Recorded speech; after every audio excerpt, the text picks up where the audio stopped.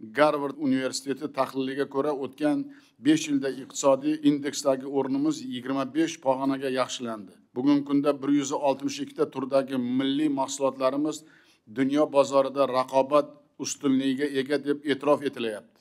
Natijada oxirgi yillarda eksportimiz 2 barobarga oshdi. O'tgan yili 27 milliard dollar bo'ldi. Tashqi savdo aylanmasi yalpi ichki mahsulotga nisbatan 57% ga yetdi. Bu iqtisodiyotimiz tashqi bozorga qanchalik bog'liq ekanini ko'rsatadigan juda katta raqam. Takror aytaman.